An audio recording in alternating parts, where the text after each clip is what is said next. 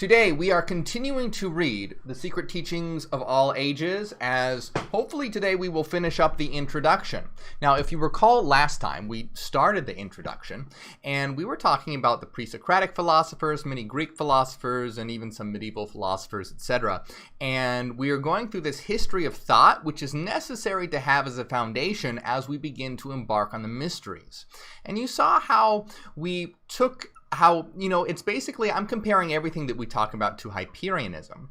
And you can see how we're taking these ideas from different philosophers and using them as pieces to form a big picture, pieces of this puzzle to form a grand picture. And you can see how certain ideas, like for example, Parmenides saying that reality is one and changeless, and then Heraclitus saying that no, actually, reality is constant change, constant flux. It seems like that these ideas are opposed to each other. But as the great philosopher Hegel understood, that these aren't really contradictions, but instead exist together in a unity. And you can think, well, how can you possibly, combine and synthesize these two ideas? They're so opposite. But when we understand reality, reality is one, and it is a unity, yet it's also constant change, constant becoming. And again, just as an example, how can we understand this? Well, remember, the source is eternal unity and being. And the holos, the physical universe, is the realm of change and manyness.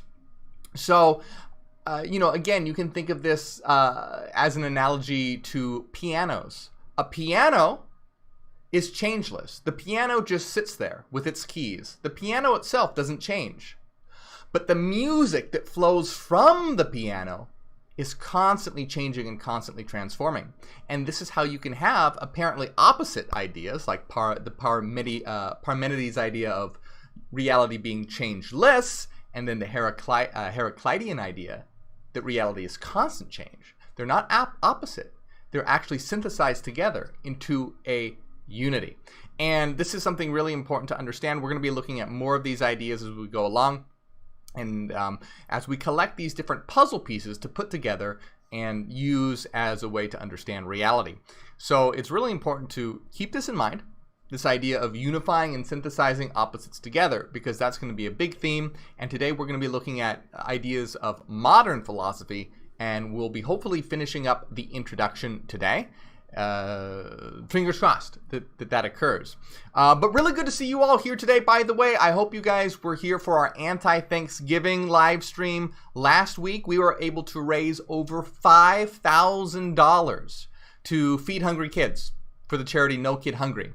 So that was awesome. I love that, everyone who was able to join us. I also love our new hashtag BBB, Bye Bye Billionaires. That's quite a good one as we seek to create a world free from these greedy hoarders that are tearing apart the world because of their just awful mindset. Anyway, happy to see you guys here. We're going to jump into the book right now. So we are now going to continue by taking a look at modern philosophy. Now, I want to finish up the introduction today, and hopefully we don't have to skip any, but this is a very large book. So I want to finish up the introduction today. Hopefully we don't have to skip any, but I might cheat a little bit and skip some if it's necessary to do so to finish it up, but I'll let you know if I do. So, having broken away from the scholastic and theological schools, post-Reformation, or modern philosophy experienced a most prolific growth along many diverse lines. According to humanism, man is the measure of all things. Rationalism makes the reasoning faculties the basis of all knowledge. Now remember, Hyperianism is rationalist. It places logic and reason above all else. So Hyperianism is a rationalist system. Rationalism makes the reasoning faculties the basis of all knowledge. Political philosophy holds that man must comprehend his natural, social, and national privileges. Empiricism declares that alone to be true, which is demonstrable by experiment or experience. So empiricism is the opposite of Hyperianism and rationalism. Empiricism goes with today's conception of science, scientific empiricism. And scientific empiricism says that knowledge is attained by doing physical experiments or experience or knowledge gained through the senses. Okay? So this is the opposite of Hyperianism, because Hyperianism is rationalism, which says that knowledge is gained through logic and reason. The mind. This is a mental reality, and knowledge is gained through reason, the mind. Empiricism goes hand in hand with materialism because it says that knowledge is gained through the senses, which is the opposite. See how it's very much tied to physicality? Not necessarily, but usually. So moralism emphasizes the necessity of right conduct as a fundamental philosophical tenet. Idealism asserts the realities of the universe to be superphysical, either mental or psychical. Again, Hyperianism is an idealism. Idealism, having the word idea in there, you can always think idealism, idea, thought, mind. Idealism means that the ultimate reality, true reality, is mental, is mind, not physical. So Hyperianism is an idealism. And you see how that goes hand in hand with rationalism. Idea is mind, it's mental, and you gain knowledge through thought, through reason. And you see how scientific materialism and empiricism are the opposite. They say reality is only physical, and you gain knowledge through the senses. But the senses are terribly, terribly flawed. Realism the reverse, and phenomenalism restricts knowledge to facts or events which can be scientifically described or explained. The most recent developments in the field of philosophical thought are behaviorism and neorealism. The former estimates the intrinsic characteristics through an analysis of behavior. The latter may be summed up as the total extinction of idealism. Baruch de Spinoza, the eminent Dutch philosopher, conceived God to be a substance absolutely self-existent and needing no other conception besides itself to render it complete and intelligible. The nature of this being was held by Spinoza to be comprehensible only through its attributes, which are extension and thought. These combine to form an endless variety of aspects or modes. The mind of man is one of the modes of infinite thought. The body of man, one of the modes of infinite extension.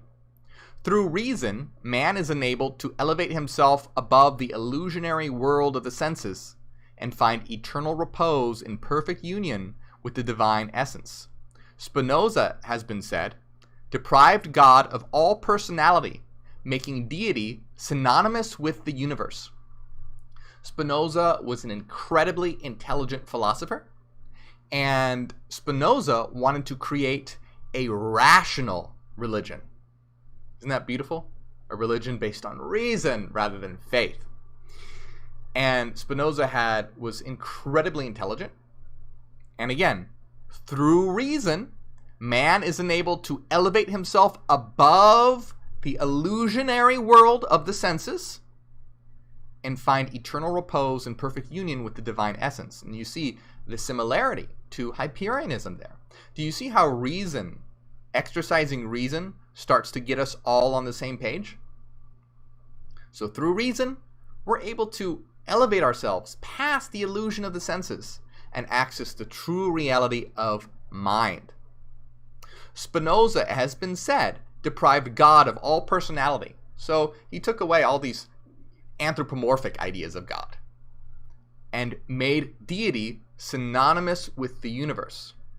Now, I love this quote by Goethe, and I'm paraphrasing here, so please keep that in mind. Goethe said something along the lines of, Spinoza did not show that God exists. Spinoza showed that God is existence. Now, German philosophy had its inception with Gottfried Wilhelm von Leibniz, whose theories are permeated with the qualities of optimism and idealism. Leibniz's criteria of sufficient reason revealed to him the insufficiency of Descartes' theory of extension, and he therefore concluded that substance itself contained an inherent power in the form of an incalculable number of separate and all-sufficient units. Matter, reduced to its ultimate particles, ceases to exist as a substantial body, being resolved into a mass of immaterial ideas or metaphysical units of power, to which Leibniz applied the term monad. Thus, the universe is composed of an infinite number of separate monadic entities, minds, unfolding spontaneously through the objectification of innate active qualities. All things are conceived as consisting of single monads of varying magnitudes, or aggregations of these bodies, which may exist as physical, emotional, mental, or spiritual substances. God is the first and greatest monad. The spirit of man is an awakened monad, in contradistinction to the lower kingdoms whose governing monadic powers are in a semi-dormant state. Once again, do you see how reason, Leibniz was a rationalist, is now leading us to the same ideas. Leibniz, who was the discoverer of calculus, by the way, an incredibly intelligent individual, said that this world isn't actually physical, but this world is actually composed of minds called monads, and that God was sort of the ultimate monad. Now, how does this tie into Hyperianism? Remember to always have the three Hyperion perspectives. Remember that triad: avatar, monadic, and absolute. Avatar is your physical body. Monad is what you truly are as an eternal mind, and the absolute is the collection of all monads. So, once again, just as a reminder, this is the symbol that we use to represent you as a monad. So each and every single one of us are an individual monad. Now, Leibniz conceived of reality as being composed of monads. Hyperianism is a little bit different, but similar.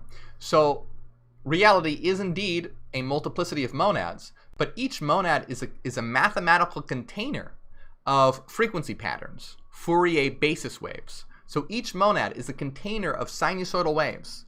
And these sinusoidal waves interact with each other, of all the monads, and form physical reality via Fourier mathematics. So in Leibniz's system, it was just a multiplicity of monads. In our system, it's a multiplicity of monads that are containers of energy, and that energy is what interacts to form the physical world. Now, Leibniz also had the idea of sort of this God monad. Now, for us in Hyperianism, this is the absolute. But the absolute isn't a single monad. The absolute is made up of a multiplicity of monads. So if you imagine each one of these circles being a single monad, the absolute is the collection, the collective of all monads. And that is what we are. This is Abraxas. And we are God. We are the absolute. It is what we are. So remember these always, I'm going to always emphasize these three perspectives, because rationally understanding these perspectives, this triad, is the key to everything. The absolute is the ultimate universal. It is us as God. The absolute then can particularize itself into a single monad. That's the monadic perspective. And that's you as an eternal mind. And then that monad links to a space-time body in the holos, an avatar, which localizes that mind in space-time and allows a mind to experience and navigate the physical world.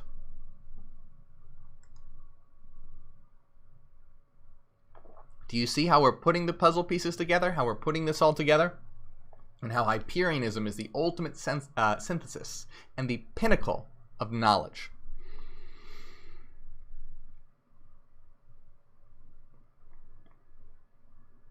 Through a product of the Leibnizian, Wolffian schools, Immanuel Kant, like Locke, dedicated himself to investigation of the powers and limits of human understanding. The result was his critical philosophy, embracing the critique of pure reason, the critique of practical reason, and the critique of judgment. Dr. Durant sums up Kant's philosophy in the concise statement that he rescued mind from matter. The mind, Kant conceived, to be the selector and coordinator of all perceptions, which in turn are the result of sensations grouping themselves about some external object. In the classification of sensations and ideas, the mind employs certain categories of sense, time, and space, of understanding, quality, relation, modality, and causation, and the unity of apperception. Being subject to the mathematical laws, time and space are considered absolute and sufficient basis for exact thinking. Kant's practical reason declared that while the nature of noumenon could never be comprehended by reason, the fact of morality proves the existence of three necessary postulates: free will, immortality, and God. In the Critique of Judgment, Kant demonstrates the union of the noumenon and phenomenon in art and biological evolution. German superintellectualism is the outgrowth of an overemphasis on Kant's theory of the autocratic supremacy of the mind over sensation and thought. The philosophy of Johann Gottlieb Fichte was a projection of Kant's philosophy, wherein he attempted to unite Kant's practical reason with his pure reason. Fichte held that the known is merely the contents of the consciousness of the knower, and that nothing can exist to the knower until it becomes part of those contents. Nothing is actually real, therefore, except the facts of one's own mental experience. Now, let's take just a moment to talk about Kant for a minute. Now, Kant basically said that the mind projects existence. So, attributes like space and time, according to Kant, aren't things that exist out there on their own, but actually are categories of the mind that the mind projects onto the world. So in essence, it's taking place because of the mind. Kant had a really interesting ideas. If you want to know more about Kant, I've done a couple videos on him. Search my channel for Kant. I have an introduction to Kant. And then I have a video critiquing his antinomies. And that's what I want to talk about for a minute here. So what Kant basically said was Kant was about reason. However, Kant thought that if you tried to contemplate transcendent ideas, things that existed sort of outside of the physical, so transcendent ideas, Kant thought that reason failed if you tried to use reason on transcendent ideas. And he tried to show this using his what's known as the antinomies. So basically he said that he could use reason on these transcendent ideas to prove a contradiction. And he thought, since he was able to prove a contradiction, this meant that you couldn't apply reason to transcendent ideas. So, for example, we do not have time to get into Kant's antinomies right now. I did a whole video on that. Check it out. But real quick, there are certain ideas such as the universe is infinite or the universe is finite, or God exists and God does not exist. In a nutshell, Kant thought and said that he proved using reason that the universe is both finite and infinite, and that God both exists and doesn't exist. And he said, look, these are clearly contradictions. Reason fails at accessing the transcendent. Now guess what? Hegel came along and he said that Kant actually did a huge service to the dialectic and reason, not because that reason fails, but Kant showed that these ideas necessarily entail a contradiction. That it's not that reason fails, but that these apparent opposites actually exist together in a unity. Remember, this entire time we keep showing opposites and how they seem like they're opposite, but they actually fit together like puzzle pieces. So when you have the idea like existence is both, Kant says, oh, I can prove existence is infinite and finite. So apparently the contradiction. Reason is broken, so to speak. And people like Hegel goes, no. These two apparently opposed ideas aren't actually opposed. They fit together perfectly, and reason shows that this is true. So let me give you an example real quick again. I did a whole video on this, but real quick. In Hyperianism, existence is both infinite and finite. Because basically the source is infinite. But the holos, the realm of space and time, is finite. So the finite realm is an expression of the infinite. The finite is a mode of the infinite. In a certain way, the finite is contained within the infinite. So it is both infinite and finite. These aren't contradictions. They fit together perfectly. They synthesize like pieces of a puzzle. So Kant was very wrong to say that reason failed. He didn't understand that reason necessarily contains these opposites. And it's crucial. It's crucial to understand this. And one point that I want to make here is that being able to understand this is critical. And what fails is what Kant called the understanding, okay? So reason itself does not fail. What fails is what Kant called the understanding. Really simplistically, the understanding is a human mode of thinking that puts things in boxes, labels things. So, oh, that's a cat. That is a dog. That is male. That is female. That is a tree.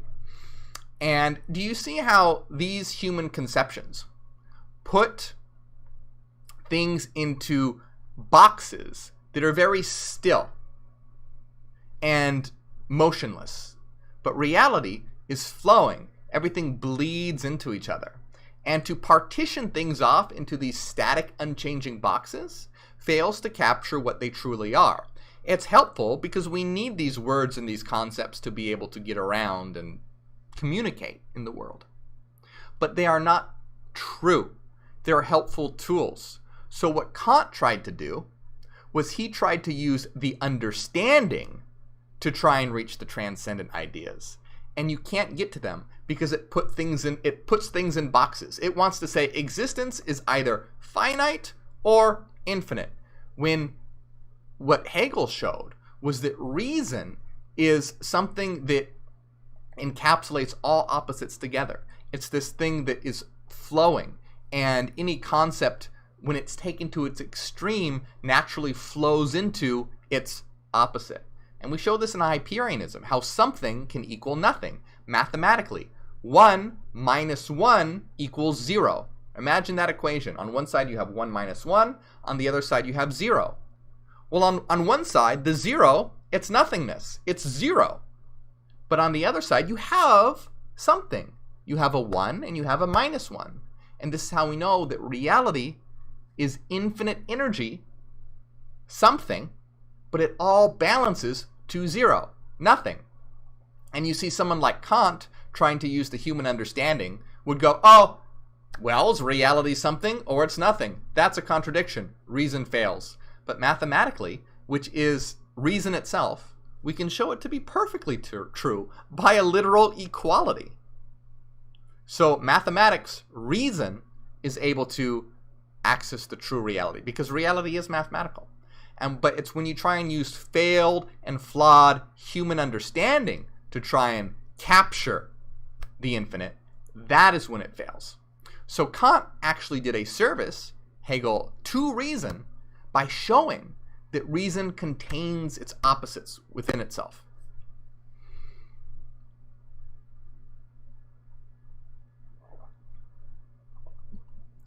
recognizing the necessity of certain objective realities. I don't know if we're going to be able to finish the intro.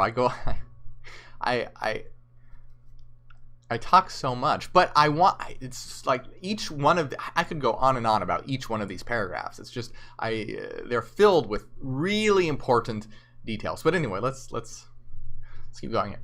Recognizing the necessity of certain objective realities, Friedrich Wilhelm Joseph von Schelling, who succeeded Fichte in the chair of philosophy at Jena, first employed the doctrine of identity as the groundwork for a complete system of philosophy.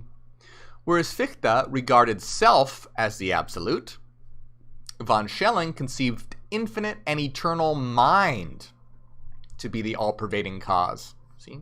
Putting those puzzle pieces together. I hope you guys are really noticing a theme here and how Hyperianism synthesizes these ideas.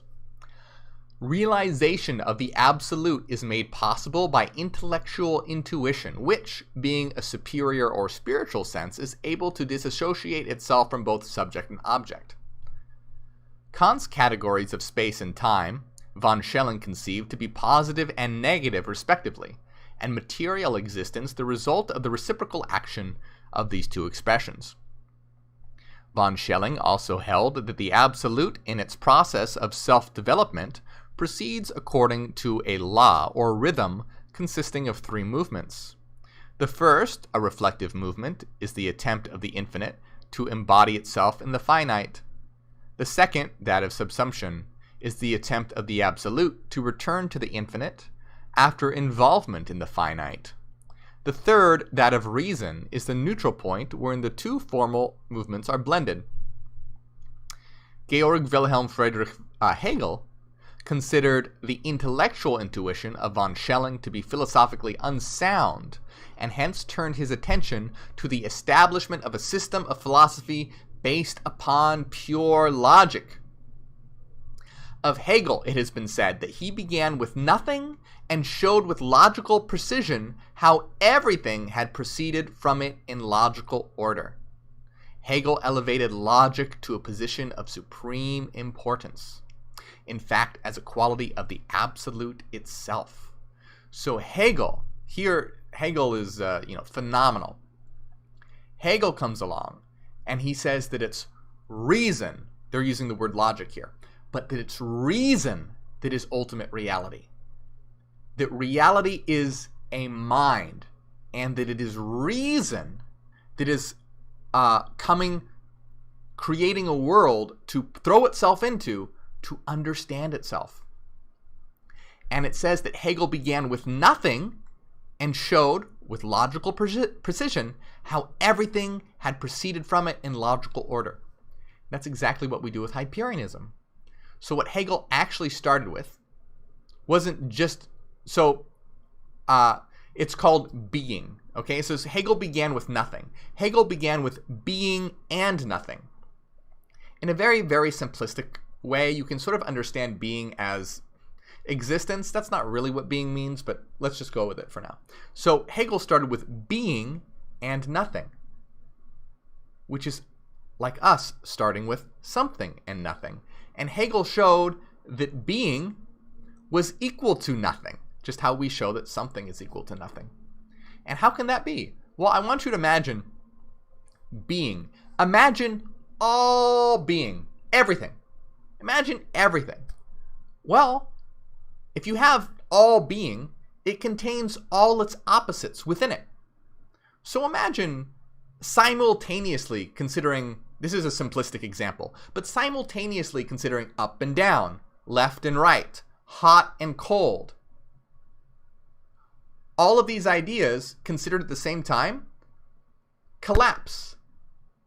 They cancel each other out in a certain way. If you have up and down exist, they cancel. If you have hot and cold, they cancel. So all being is equivalent to nothing. Because all being, you can't say anything about it. For example, if you say all being is red, if you say it's red, well, that means it's not green and not blue and not pink. But we just said it was all being. So we can't give it a quality. right? We can't say, oh, it is red, because as soon as we utter it is red, that means it's not blue, not green, not pink. But we said it's everything. So we can't we can't give it any kind of quality. We can't give it any kind of determination because it's everything. And to give it any kind of determination means that it isn't something. If you say it's up, well, that means it's not down. If you say it's large, it means that it's not small. If you see any kind of determination that you give it limits it. But we're saying it's everything. But because it's everything, there is absolutely nothing that we can say about it as far as giving it a quality.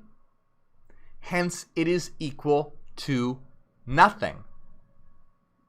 So basically, Hegel started with being, showed that it was equal to nothing, and then rationally derived all of existence through the synthesis of being and nothing, which was becoming, which was change, eternal flux. So many different ideas here, how that dialectic of being and nothing drives existence, how a planet, even a planet's motion. You can't say, as soon as you say a planet is here, it's already moved to there. So it's not here, and it's not, you see how it's being and nothing is constantly flowing into one another and creating change, creating movement.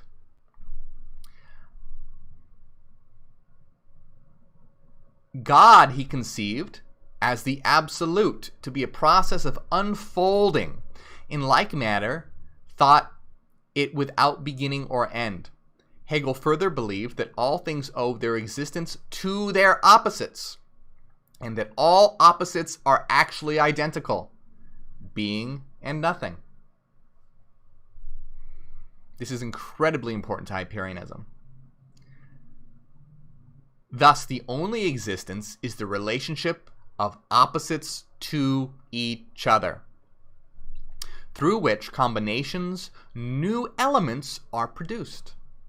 As the divine mind is an eternal process of thought, never accomplished, Hegel assails the very foundation of theism, and his philosophy limits immortality to the overflowing deity alone. Evolution is consequently the never-ending flow of divine consciousness out of itself. All creation, though continuously moving, never arrives at any other state than that of ceaseless flow.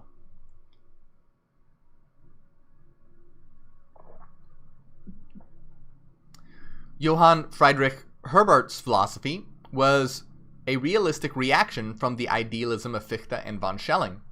To Herbart, the true basis of philosophy was the great mass of phenomena continually moving through the human mind. Examination of phenomena, however, demonstrates that a great part of it is unreal, at least incapable of supplying the mind with actual truth. To correct the false impressions caused by phenomena and discover reality, Herbart believed it is necessary to resolve phenomena into separate elements, for reality exists in the elements and not in the whole. He stated that objects can be classified by three general terms: thing, matter, and mind. The first, a unit of several properties; the second, an existing object; the third, a self-conscious being. All three notions give rise, however, to certain contradictions, with whose solution Herbart is primarily concerned. For example, consider matter. Though capable of filling space, if reduced to its ultimate state, it consists of incomprehensibly minute units of divine energy occupying no physical space whatsoever.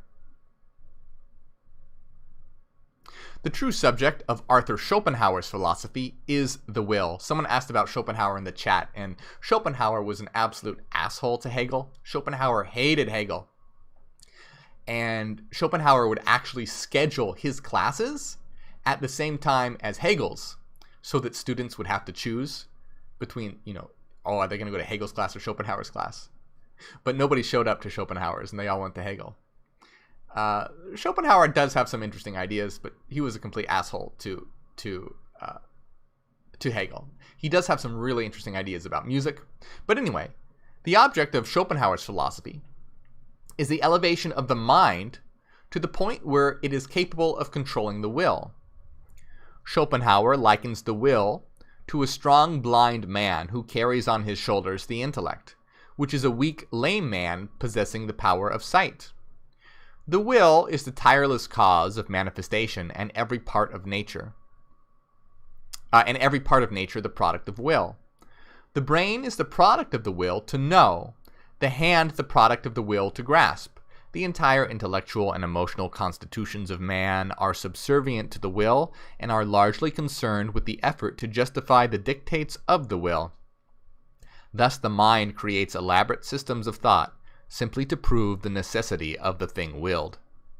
Genius, however, represents the state wherein the intellect has gained supremacy over the will, and the life is ruled by reason and not by impulse.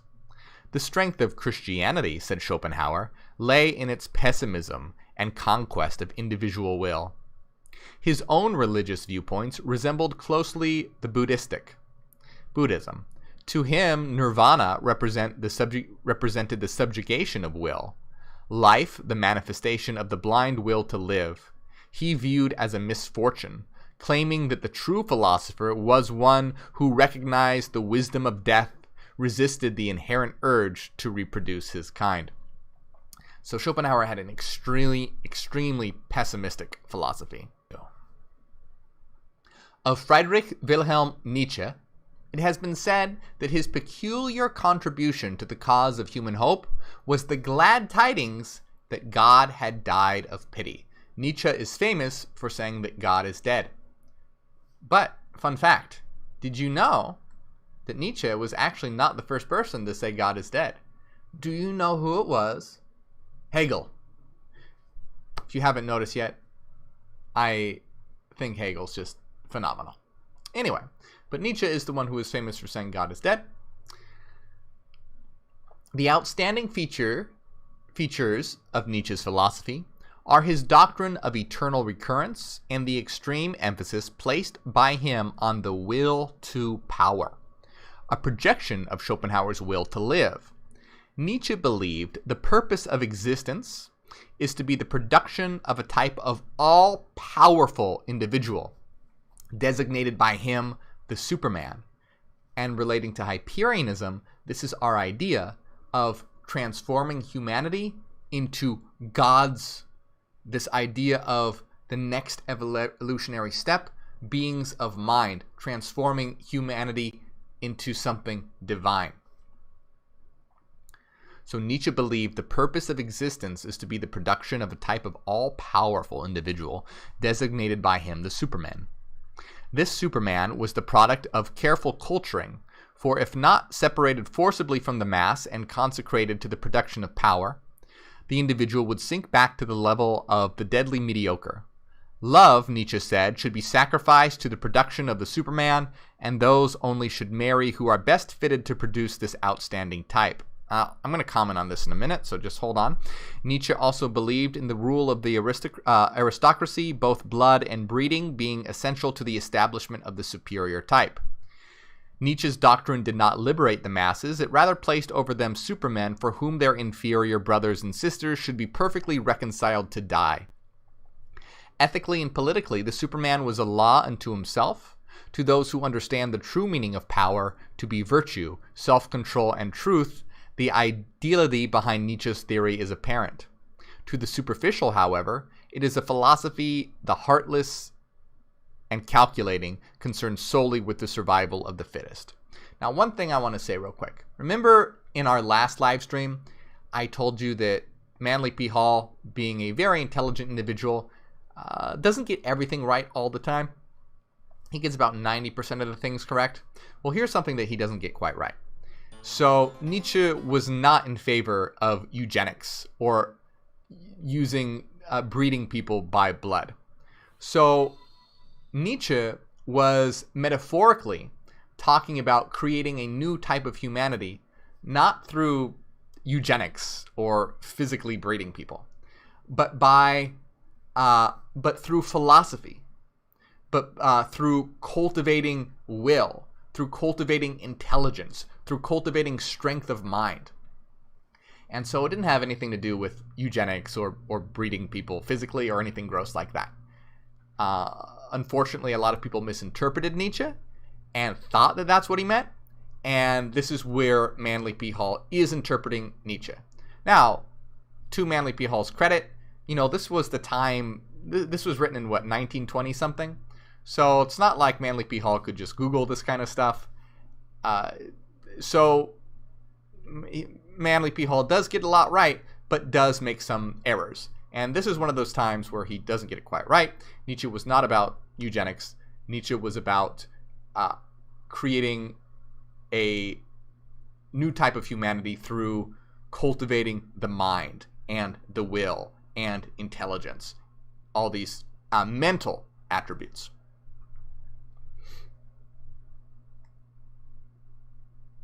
Of the German schools of philosophic thought, limitations of space preclude detailed mention. The more recent developments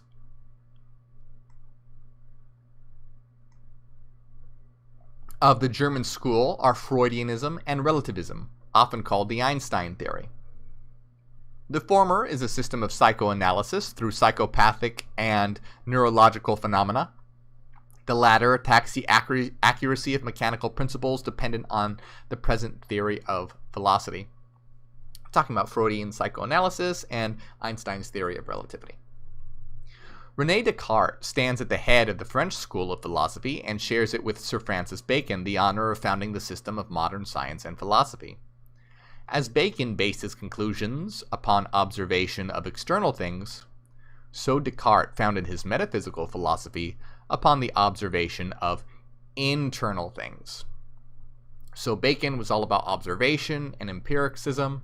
Descartes turned it around, and Descartes was about the observation of the mind, internal things, reason. Cartesianism, the philosophy of Descartes, first eliminates all things via his method of doubt, which I wrote about in my book, The Metaphorical Suicide. Highly recommend it. It's a good book. So first eliminates all things via the method of doubt, and then replaces as fundamental those premises without which existence is impossible. Descartes defined an idea as that which fills the mind when we conceive a thing. The truth of an idea must be determined by the criteria of clarity and distinctness. Hence Descartes held that a clear and distinct idea must be true. Descartes has the distinction also of evolving his own philosophy without recourse to authority. Consequently, his conclusions are built up from the simplest of premises and grow in complexity as the structure of his philosophy takes form.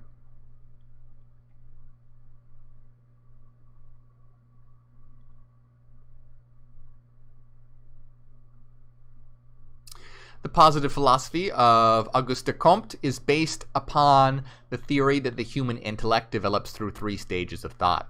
The first and lowest stage is theological, the second metaphysical, and the third and highest positive. Thus, theology and metaphysics are the feeble intellectual effort of humanity's child mind, and positivism is the mental expression of the adult intellect.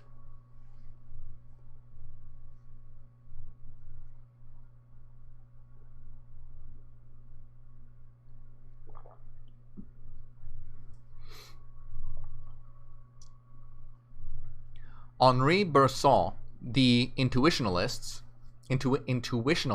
undoubtedly the greatest living French philosopher, represents a theory of mystic anti-intellectualism founded upon the premise of creative evolution. His rapid rise to popularity is due to his appeal to the finer sentiments in human nature, which rebel against the hopelessness and helplessness of materialistic science and realistic philosophy. Bergson sees God as life continually struggling against the limitations of matter. He even conceives the possible victory of life over matter, and in time, the annihilation of death.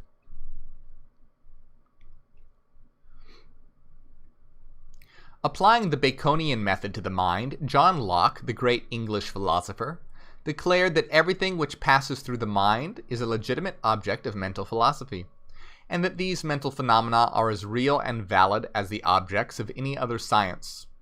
In his investigations of the origin of phenomena, Locke departed from the Baconian requirement that it was first necessary to make a natural history of facts. The mind was regarded by Locke to be blank, the tabula rasa, until experience is inscribed upon it. Thus the mind is built up of received impressions plus reflection. The soul, Locke believed to be incapable of apprehension of deity, and man's realization or cognition of God to be merely an inference of the reasoning faculty. David Hume was the most enthusiastic and also the most powerful of the disciples of Locke.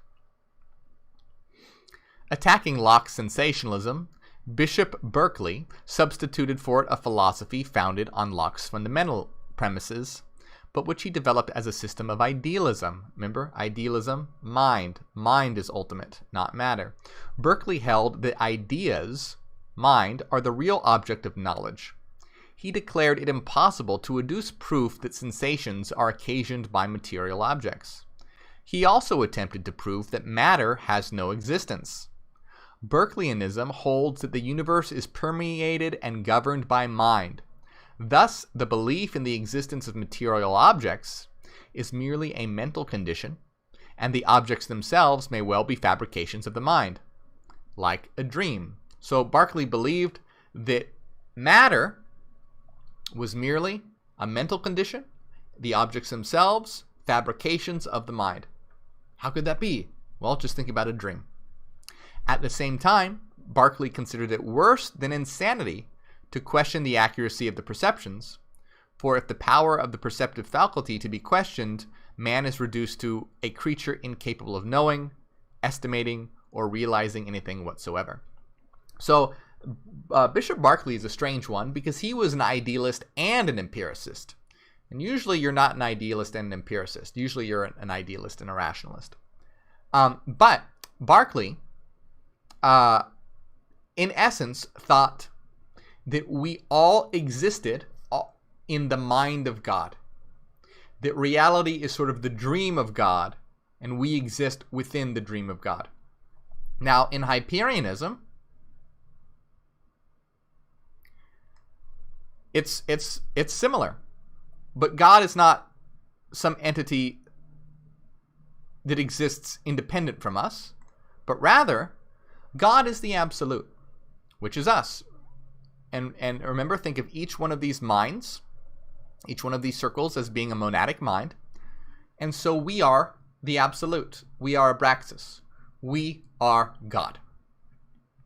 And this reality is the dream of God. It's the dream of the absolute.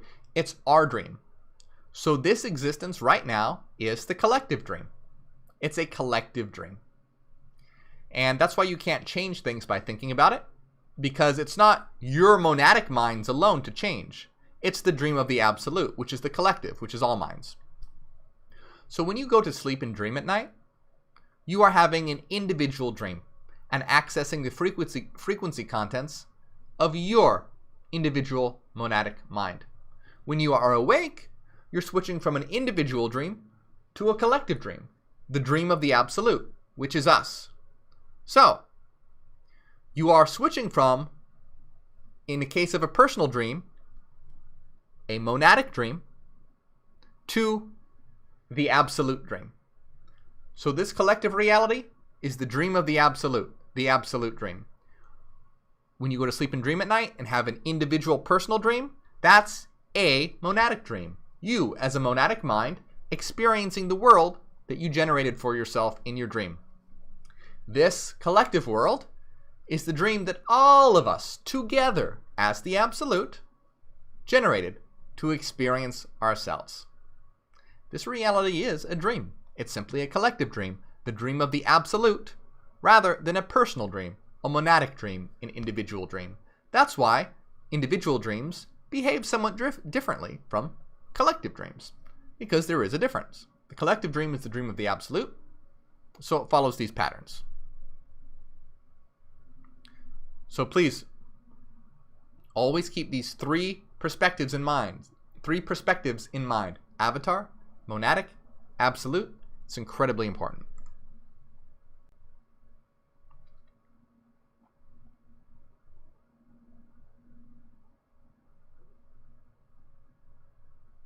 In the associationalism of Hartley and Hume was advanced the theory that the association of ideas is the fundamental principle of psychology and the explanation for all mental phenomena. Hartley held that if a sensation be repeated several times, there is a tendency towards its spontaneous repetition, which may be awakened by association with some other idea, even though the object causing the original reaction be absent. The utilitarianism of Jeremy Bentham, Paley, and James and John Stuart Mill declared that to be the greatest good, which is the most useful to the greatest number. John Stuart Mill believed that if it is possible through sensation to secure knowledge of the properties of things, it is also possible through a higher state of the mind, that is intuition or reason, to gain a knowledge of the true substance of things. Darwinism is the doctrine of natural selection and physical evolution. It has been said of Charles Robert Darwin that he determined to banish spirit altogether from the universe and make the infinite and omnipresent mind itself synonymous with the all-pervading powers of an impersonal nature. So,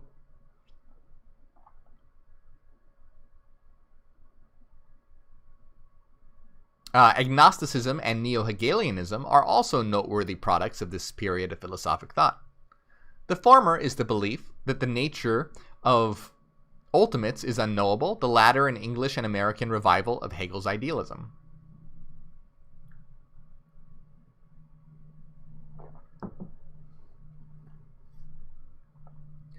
Dr. W. J. Durant declares that Herbert Spencer's great work, First Principles, made him almost at once the most famous philosopher of his time. Spencerianism is a philosophical positivism which describes evolution as an ever-increasing complexity with equilibrium at its highest possible state. Life also involves the continual adjustment of internal relations to external relations. Most famous of all Spencer's aphorisms is his definition of deity.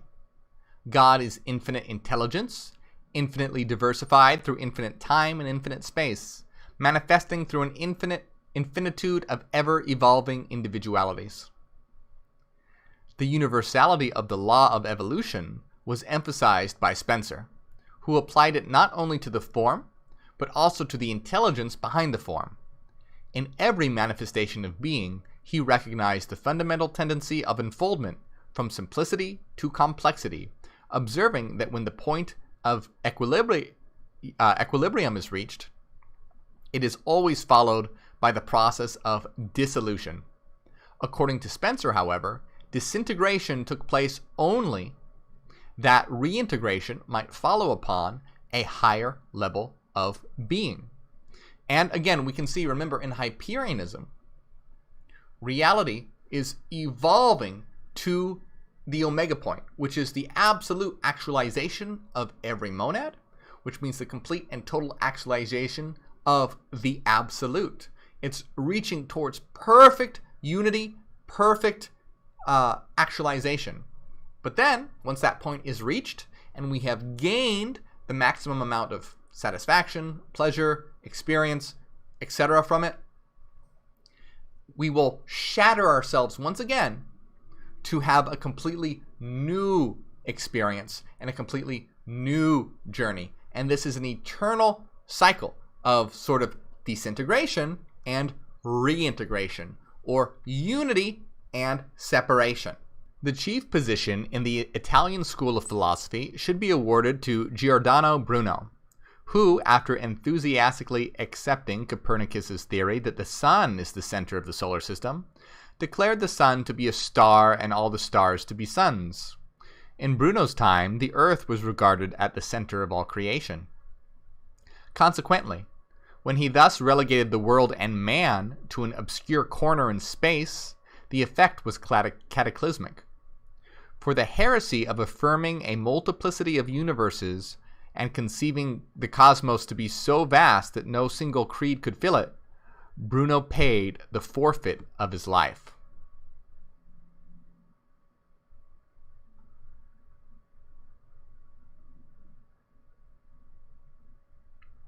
The most important of modern Italian philosophers is Benedetto Croce, a Hegelian idealist. He conceives ideas to be the only reality. He is anti-theological in his viewpoints, does not believe in the immortality of the soul, and seeks to substitute ethics and aesthetics for religion. Among other branches of Italian philosophy should be mentioned sensism, which posits the sense perceptions as the sole channels for the reception of knowledge. Criticism, or the philosophy of accurate judgment, and neo-scholasticism, which is a revival of Thomism encouraged by the Roman Catholic school. The two outstanding schools of American philosophy are transcendentalism and pragmatism. Transcendentalism, exemplified in the writings of Ralph Waldo Emerson, emphasizes the power of the transcendental over the physical. Many of Emerson's writings show pronounced Oriental influence, particularly his essays on the Oversoul and the Law of Compensation. The theory of pragmatism, while not original with Professor William James, owes its widespread popularity as a philosophical tenet to his efforts. Pragmatism may be defined as the doctrine that the meaning and nature of things are to be discovered from consideration of their consequences. The true, according to James, is only an expedient in the way of our thinking, just as the right is only an expedient in the way of our behaving. John Dewey, the instrumentalist, who applies the experimental attitude to all the aims of life, should be considered a commentator of James. To Dewey, growth and change are limitless, and no ultimates are postulated. The long residence in America of George Santayana warrants the listing of this great Spaniard among the ranks of American philosophers.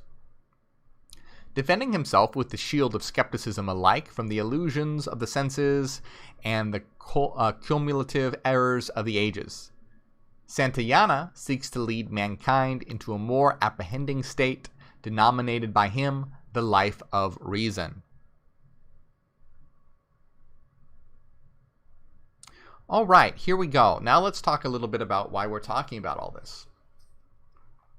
Having thus traced the more or less sequential development of philosophic speculation from Thales to James and Bergson, it is now in order to direct the reader's attention to the elements leading to and the circumstances attendant upon the genesis of philosophic thinking. Although the Hellenes proved themselves peculiarly responsive to the disciplines of philosophy, this science of sciences should not be considered indigenous to them. Although some of the Grecians, writes Thomas Stanley, have challenged to their nation the original of philosophy, yet the more learned of them have acknowledged it to be derived from the East.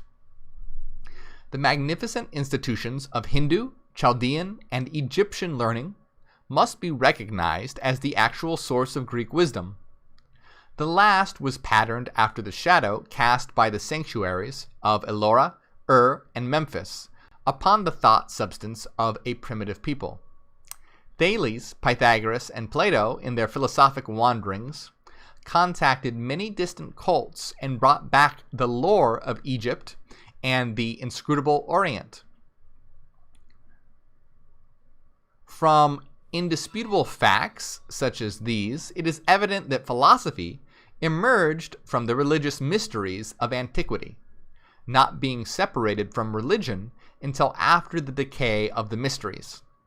Hence, he who would fathom the depths of philosophical thought must familiarize himself with the teachings of those initiated priests designated as the first custodians of divine revelation.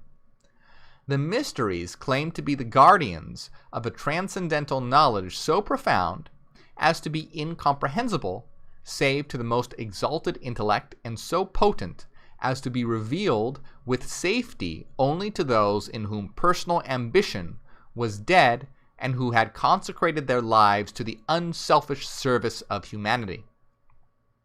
Both the dignity of these sacred institutions and the validity of their claim to possession of universal wisdom are attested by the most illustrious philosophers of antiquity, who were themselves initiated into the profundities of the secret doctrine and who bore witness to its efficacy. The question may legitimately be propounded: if these ancient mystical institutions were of such great pith and moment, why is so little information now available concerning them and the arcana they claim to possess? The answer is simple enough. The mysteries were secret societies, binding their initiates to inviolable secrecy, and avenging with death the betrayal of their sacred trusts. Although these schools were the true inspiration of the various doctrines promulgated by the ancient philosophers, the fountainhead of those doctrines was never revealed to the profane. Furthermore, in the lapse of time, the teachings became so inextricably linked with the names of their disseminators that the actual but recondite source, the mysteries, came to be wholly ignored. Symbolism is the language of the mysteries. In fact, it is the language not only of mysticism and philosophy, but of all nature. For every law and power active in universal procedure is manifested to the limited sense perceptions of man through the medium of symbol. Every form existing in the diversified sphere of being is symbolic of the divine activity by which it is produced. By symbols, men have ever sought to communicate to each other those thoughts which transcend the limitations of language. Rejecting man-conceived dialects as inadequate and unworthy to perpetuate divine ideas, the mysteries thus chose symbolism as a far more ingenious and ideal method of preserving their transcendental knowledge. In a single figure, a symbol may both reveal and conceal, for to the wise the subject of the symbol is obvious, while to the ignorant the figure remains inscrutable. Hence, he who seeks to unveil the secret doctrine of antiquity must search for the doctrine not upon the open pages of books which might fall into the hands of the unworthy, but in the place where it was originally concealed. Far-sighted were the initiates of antiquity. They realized that nations come and go, that empires rise and fall, and that the golden ages of art, science, and idealism are succeeded by the dark ages of superstition. With the need of posterity foremost in mind, the sages of old went to inconceivable extremes to make certain that their knowledge should be preserved. They engraved it upon the face of mountains and concealed it within the measurements of colossal images, each of which was a geometric marvel. Their knowledge of chemistry and mathematics they hid within mythologies which the ignorant would perpetuate, or in the spans and arches of their temples which time had not entirely obliterated. They wrote in characters that neither the vandalism of men nor the ruthlessness of the elements could completely efface. Today, men gaze with awe and reverence upon the mighty Memnon standing alone on the sands of Egypt, or upon the strange terraced pyramids of Palenque. Mute testimonies, these are the lost arts and sciences of antiquity. And concealed this wisdom what must remain until this race has learned to read the universal language, symbolism. This book, to which this is the introduction, is dedicated to the proposition that concealed within the emblematic figures, allegories, and rituals of the ancients is a secret doctrine concerning the inner mysteries of life, which doctrine has been preserved in toto among a small band of initiated minds since the beginning of the world. Departing, these illumined philosophers left their formulae that others too might attain to understanding. But lest these great secret processes fall into uncultured hands and be perverted, the Great Arcanum was always, or the Great Arcanum was always concealed in symbol or allegory. And those who can today discover its lost keys may open with them a treasure house of philosophic, scientific, and religious truths. And that's the introduction. But there are some things that I want to say here regarding this. Now, first of all, what's he talking about here? He's basically saying that in all the secret societies and all the occult mysteries and all the esoteric philosophies, the truth of what they were speaking about was hidden within symbolism. And to decode the secrets is to be able to decode the symbolism which they were communicating. A symbol can both hide and reveal at the same time. For example, if you look at this, the symbol of the Orphic egg, to the uninitiated, to the unintelligent, those without the eyes to see, the symbol means nothing. Oh, it's nice art. So see, it's hiding something, because to the profane, it means nothing. It's just a symbol. However, to those who have the eyes to see, hidden within the symbol is a deeper meaning. And here it says, the ancient symbol of the Orphic mysteries was the serpent-entwined egg, which signified cosmos as encircled by the fiery creative spirit. And we've talked about the cosmic egg before, how we've talked about the shattering of the egg being the birth of the world and the shattering of the source, etc. So you can see how a symbol can both hide and reveal. It hides because those who are profane, it's just a pretty picture to them. But to others, it holds great mysteries. So what this book is about, The Secret Teachings of All Ages, is discovering the hidden secrets of the symbols of the secret societies throughout the ages. Now, one thing I do want to point out here is that Manly P. Hall says the universal language is symbolism. This is not true. The universal language is mathematics. Universal language is not symbolism. So imagine that we met an alien species, an alien race. We would communicate with them via mathematics, because mathematics is universal. 2 + 2 = 4 is true for me, it's true for you, it's true on the other side of the galaxy, it's true everywhere. So we would communicate with an alien species with mathematics, because that is the universal language of existence, not symbolism. If we tried to show them, the serpent and the eggs, or something like this, who knows how life developed on their planet. They would have a completely different set of symbols than we would, and we would not be able to communicate. So it's important to point out here that the universal language, the truth of existence, is mathematics. Now, mathematics expresses itself through symbol, right? So what that means is look around you. Look around you at everything that's around you right now. We know that this is a mathematical reality. But does it seem like a mathematical reality? No, it doesn't. It seems like the furthest thing away from a mathematical reality. And what is a symbol? Well, a symbol hides what it is. So everything around, you're in a sea of symbols right now. Everything that you're looking at is a symbol. Everything is a symbol. Just like when you go to sleep and dream. When you have a dream in your dream world, everything is a symbol. Everything is a representation of your thoughts. When you go to sleep and dream at night, you're in a world of representation. You're in a world of symbols. And it is that dream world is your mind, your mathematical mind, represented in symbolic form. They are representations. And likewise, this collective world that we exist in right now, everything around you is a symbol. Everything around you is a representation of the true mathematical reality. Remember, everything shows you that which it is not.